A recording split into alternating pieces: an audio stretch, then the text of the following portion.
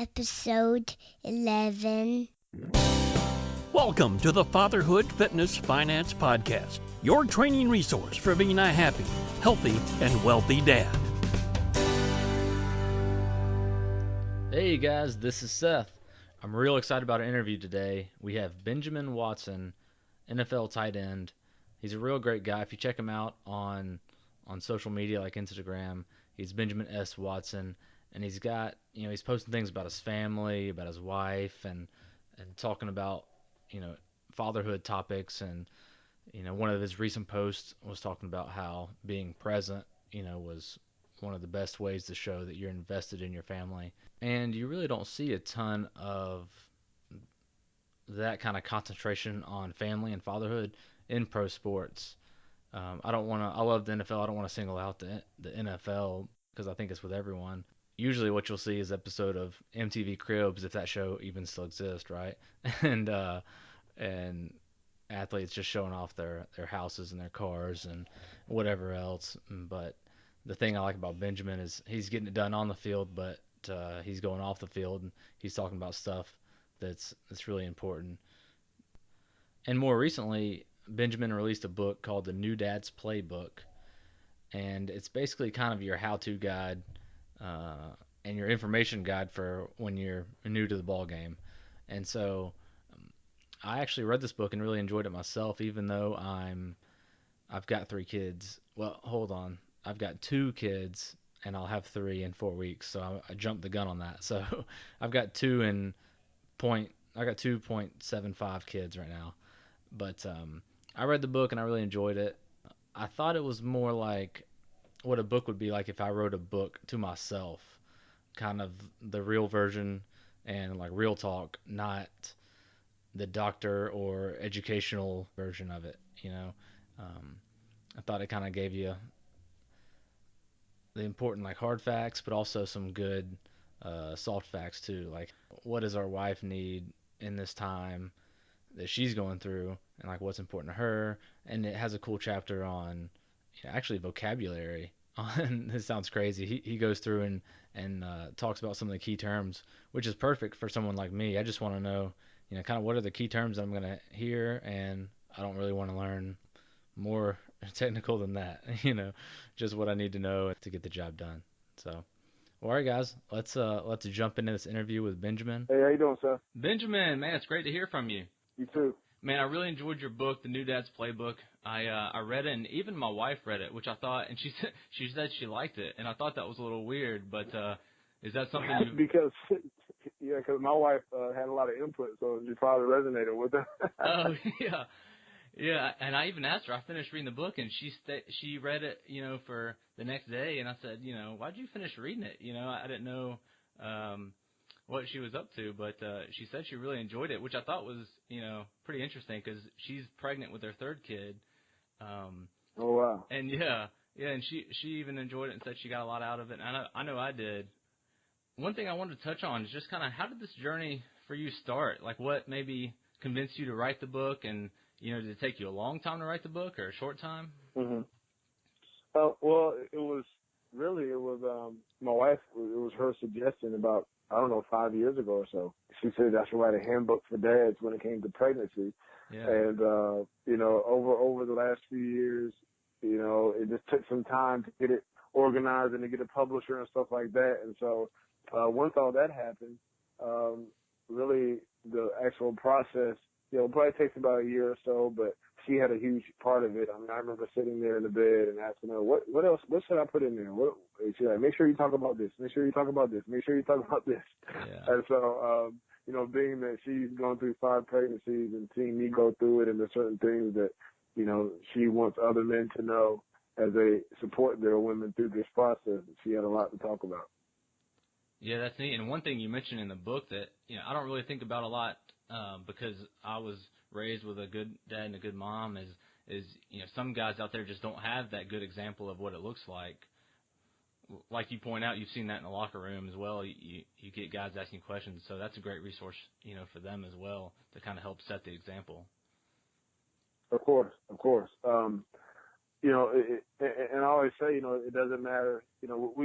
those of us who have fathers in our homes, it's been great. But even those dads who were there, they didn't do things perfectly. And so there are always things that we may want to do better. And then for those who didn't have it demonstrated to them, I want them to know that they can be different. They have what it takes.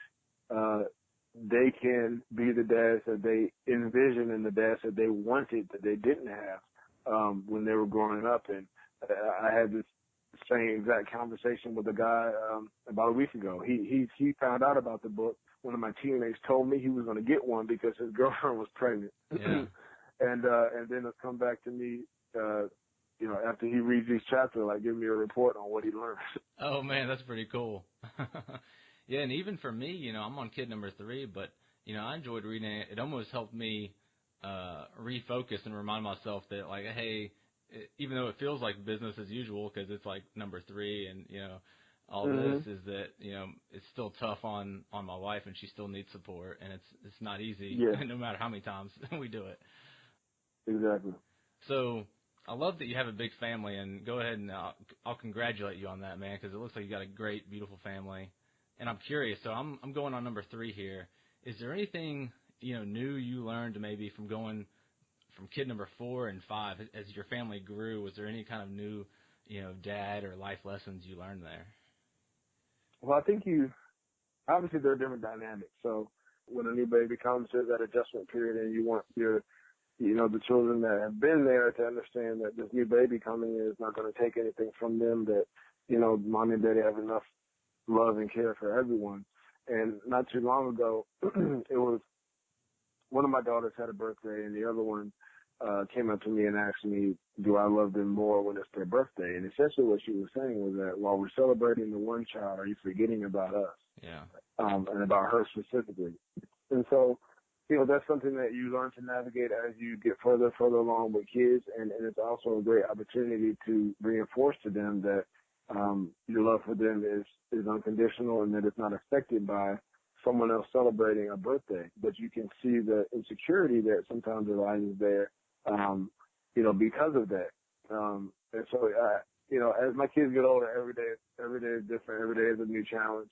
And I'm sure, when they get a little bit older, I'll need to put my thoughts together about, teenagers and stuff like that because I haven't got to that point yet.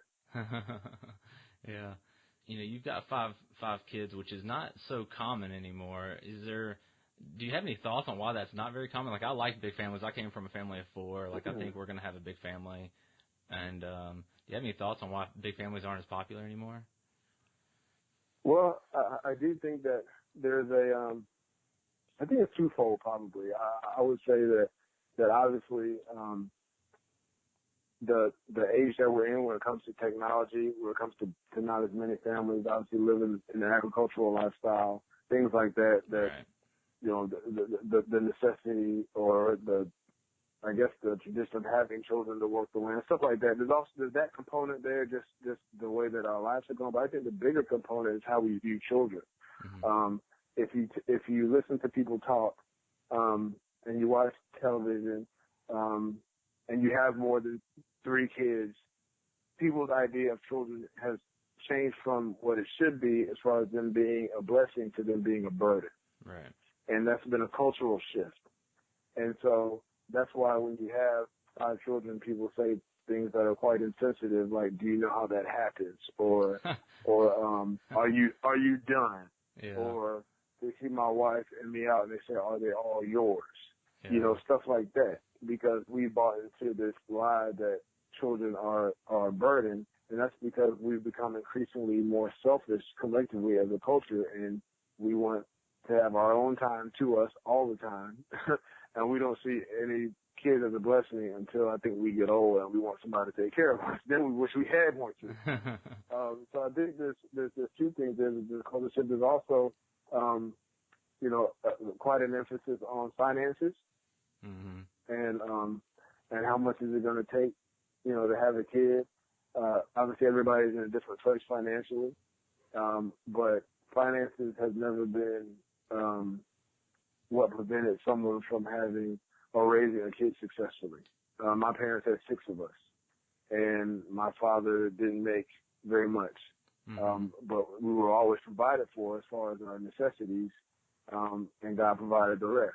And so we have an idea now that, man, if I don't make, X million dollars or over the course of how many years, then I just can't have a kid. And what that does is it puts much of the onus on you, providing everything for the kid. And you forget about the other factors that are important to raising a child, like encouraging them, caring for them, loving for them, integrity, faithfulness, all the things that you need to teach a kid. We forget about it, and we think it's all about dollars and cents. Right. Yeah, and I laughed a little earlier because that thing you said about do you know how it happened or happens, someone said that to me literally a couple weeks ago when I said we're having our third. And so that's why I chuckled at that a little bit. All right, Benjamin, one thing I wanted to ask you about is sports and young kids. I haven't really got to the age of sports yet. My oldest is 3.5. I feel like we're, as a society, getting a little out of hand with, the sports and, trying to teach our kids to be pros at, the age of 4. What are your thoughts on all that? Well, I do think that kids are best served when they're involved in a lot of different sports, when they are able to develop themselves holistically instead of focusing on one particular sport. It allows them to build confidence, allows their bodies to develop, allows them to even see what they like and don't like. Yeah. I do think that a lot of parents try to live vicariously through their children, plugging them into certain sports, and by assuming that they're going to be the next such and such, when they may be the next such and such, or the statistics show that they probably won't be the next such and such. And so, I think that sports are great, though. Sports teach a lot of things, from discipline to teamwork to responsibility and accountability. All those things are important when it comes to sports. My kids are involved in sports now, and you do see how it can start getting more and more competitive. And what I don't want to ever do is sacrifice our family time for sports. And that's going to be a hard thing to do as they get older and they want to travel and do certain things like that. We want some things to stay sacred in the family time, whether it be dinner time or whatever it is. There needs to be some sort of boundaries between, okay, this is family time. We're not going to all be going different places during this time. But, I think sports are great for kids to be involved in. But as parents, we obviously need to be the responsible adults in the situation. A lot of times we aren't. Yeah, and I noticed, I forget who it was, maybe Danny Woodhead or somebody, he had a quote that mentioned the statistics of the number of guys in the Super Bowl that year that had played 2 sports in high school. And he's basically trying to point out that, you don't have to specialize in one sport right from the get-go. Is that something you would agree with? Yeah, definitely. Obviously there are certain, when you talk about the arts, whether it be dance or ballet, gymnastics, there are certain things that lend themselves to concentration. Yeah, good point. But then there are others that it's good for kids to be involved in trying to discover what exactly that they want to be involved in.